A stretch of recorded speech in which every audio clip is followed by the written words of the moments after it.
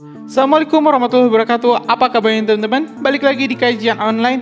Berbagai manuver dan pernyataan-pernyataan tegas dari Prabowo Subianto sebagai calon presiden terpilih Republik Indonesia rupanya telah membuat dua adidaya dunia saat ini murka.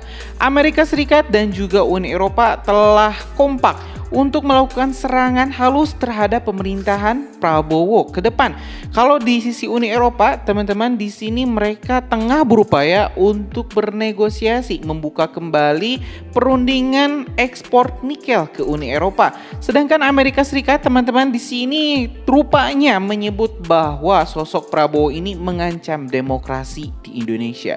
Bahkan teman-teman, di salah satu artikel yang saya dapat dari bisnis.com yang berjudul Media Amerika Serikat, Media AS soroti Prabowo dan ancaman terhadap demokrasi di Republik Indonesia. Kenapa? Media massa Amerika Serikat New York Times menyoroti calon presiden terpilih Capres nomor urut 2 Prabowo Subianto dan menyinggung persoalan demokrasi di Indonesia. Dalam artikel yang berjudul Why the President Frontrunner is Steering Fears of the Death of Democracy pada 21 Januari 2024 lalu, media negeri Paman Sam ini menulis pandangan sejumlah pihak mengenai sosok Prabowo dan rekam jejaknya dalam persoalan hak asasi manusia HAM. New York Times juga mengabarkan kekhawatiran sejumlah kritikus terhadap hilangnya demokrasi di Indonesia jika Prabowo terpilih sebagai presiden. New York Times mengutip pernyataan Direktur Setara Institute for Democracy and Peace Hendadi yang menyebutkan kematian demokrasi akan terjadi jika Prabowo terpilih. Kami telah lama menentang Prabowo dan dengan kekuatan kami yang terbatas, kami masih bisa mencegahnya untuk maju. Tapi sekarang dia telah mendapatkan dukungan untuk itu. New York Times menulis bagi banyak orang Indonesia, Prabowo adalah simbol dari 32 tahun pemerintahan Orde Baru di bawah pemerintahan Soeharto. Setelah penggulingan Soeharto pada tahun 98, ia disebut dipecat dari militer Indonesia setelah angkatan bersenjata menemukan bahwa ia terlibat dalam penculikan dan penyiksaan terhadap para aktivis pro-demokrasi. Lebih dari selusin orang masih hilang dan khawatirkan gugur, tulis New York Times. New York Times mengungkapkan dugaan pelanggaran HAM berat yang dilakukan Prabowo seperti tuduhan bahwa pasukan Kopassus melakukan kekejaman selama operasi militer Timur Timur yang membuat Amerika Serikat melarangnya masuk ke negara itu selama 20 tahun.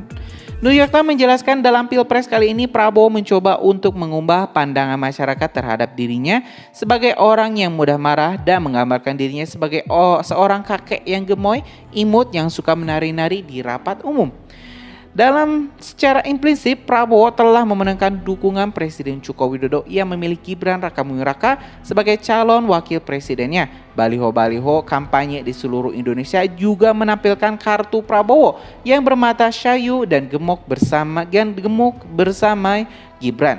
New York Times mengukip komentar Wakil Ketua Dewan Penasehat Tim Kampanye Prabowo Gibran, Budiman Sujatmiko, yang mengatakan Prabowo telah belajar banyak dari dikelilingi oleh Presiden Jokowi dan para pendukungnya. Dia tidak lagi berada dalam militer, jadi dia harus memainkan peran sebagai politisi sipil, mudah dijangkau, mudah diakses, dan mudah bersahabat dan lebih bersahabat kepada Budiman. Dari artikel ini kita bisa mendapatkan kesan yang sangat sinis dari pemerintahan Barat, khususnya ini dari media ternama mereka yaitu New York Times yang mempermasalahkan soal sosok Prabowo Subianto yang disebut-sebut bahkan difitnah terlibat kasus pembunuhan dan juga penculikan aktivis 98. Saya tidak ingin menyoroti kasus ini karena kalau di Indonesia ini telah dibuktikan lewat pengadilan bahwa Prabowo tidak terlibat, teman-teman semua, dalam tuduhan-tuduhan pelanggaran HAM berat ini. Tapi memang teman-teman, kalau misalnya kita lihat di sini ya, di artikel ini memang Amerika Serikat rupanya sedang ketakutan, sedang ketar-ketir dengan sosok Prabowo ini. Bahkan di sini sebelumnya Amerika Serikat sempat menolak untuk memberikan selamat atas kemenangan Prabowo melalui hasil quick count di KPU. Dan baru setelah kemarin ditetapkan sebagai presiden terpilih, Amerika Serikat baru memberikan ucapan selamatnya, dan ini pun lewat Menteri Pertahanannya, tidak langsung dari Joe Biden. Ya teman-teman, ini Joe Biden sampai saat ini tidak memberikan selamat secara langsung kepada Prabowo Subianto, hanya melalui para bantu-pembantunya yaitu Menteri Pertahanan Amerika Serikat. Dan tentu ini menimbulkan banyak sekali kekhawatiran baik di kalangan Amerika Serikat sendiri yang mengatakan bahwa Amerika tengah memainkan kartu kematiannya sendiri karena Indonesia bisa saja malah lebih dekat dengan Cina ketimbang dengan Amerika Serikat. Informasi ini teman-teman kita dapat dari salah satu artikel di CNBC Indonesia yang berjudul Gedung Putih tiba-tiba beri pesan khusus ke Prabowo. Ada apa? Dalam salah satu pernyataan kontroversial penasehat komunikasi keamanan nasional, Gedung Putih John Kirby pada Selasa menyebutkan bahwa Joe Biden sampai saat ini berhati-hati untuk memberikan selamat kepada Prabowo Subianto. Hal ini berkaitan karena Prabowo seringkali dikaitkan dengan isu-isu pelanggaran hak asasi manusia HAM masa lampau. Ia juga sempat ditolak untuk pergi ke Amerika Serikat atas dugaan tersebut. Selain itu, keputusan untuk menggandeng Gibran Rakabuming Raka yang merupakan putra Presiden Joko Widodo sebagai calon wakil presiden juga menuai kontroversi. Beberapa pihak menilai hal ini mengancam perkembangan demokrasi di Indonesia. Dengan situasi ini, Kirby menekankan pesan bahwa Washington akan terus mengedepankan prinsip-prinsip HAM dan demokrasi. Ia yakin ini juga akan terus menjadi agenda Presiden Biden. Dan Presiden tentu saja tidak akan segan-segan mengungkapkan keprihatinan kami, tambahnya.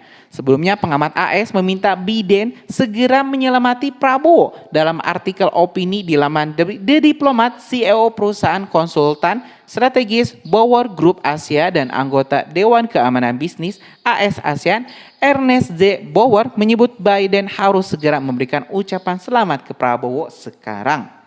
Presiden Joe Biden harus segera mengucapkan selamat kepada Menteri Pertahanan Indonesia Prabowo Subianto atas kemenangannya dalam pemilihan presiden.